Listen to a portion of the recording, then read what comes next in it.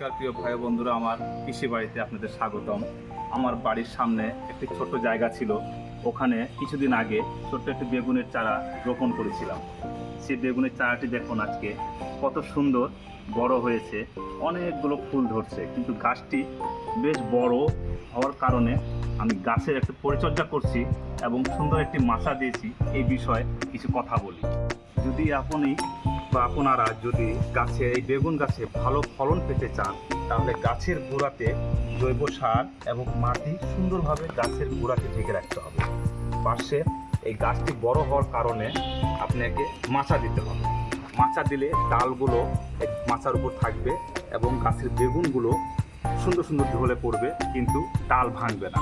প্রতিটা ডালেতে দেখেন কত সুন্দর সুন্দর বেগুন ধরছে। এই বেগুনগুলো প্রতিটা ডালেই আছে, এরকম করে বেগুন আছে, প্রতিটা ফুল ফুটছে, পাশে পাশে বেগুন, এই বেগুনগুলো আসছে। তবে আমাদের প্রথমে চারটি খুঁটি দিয়ে সুন্দর একটি মাচা তৈরি করতে হবে, ছোট্ট মাচা, এবং নিচেও কিছু ডাল আছে, এই ডালগুলোতে ফুল আসছে এবং ফল আসবে বলে নিচেও একটি ছোট্ট একটি মাচা দেওয়া হয়েছে, যেন ডালগুলা ভেঙে না পড়ে। এরকম মাচা যদি সুন্দরভাবে একটা দেওয়া যায়, তাহলে প্রচুর পরিমাণ ফলন আসবে। প্রতিটা গাছের ডালে ডালে দেখেন বেগুন ধরছে, লম্বা বেগুন তো ঝুলবে, ভারী হবে বলে মাচাটা সুন্দরভাবে দিতে হবে।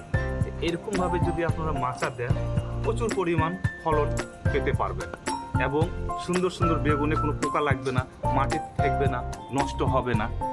এর বেগুনের বৈশিষ্ট্যই হচ্ছে সর্বপ্রথম মাচা এবং গাছের মাটি সুন্দরভাবে উঁচু করে রাখা।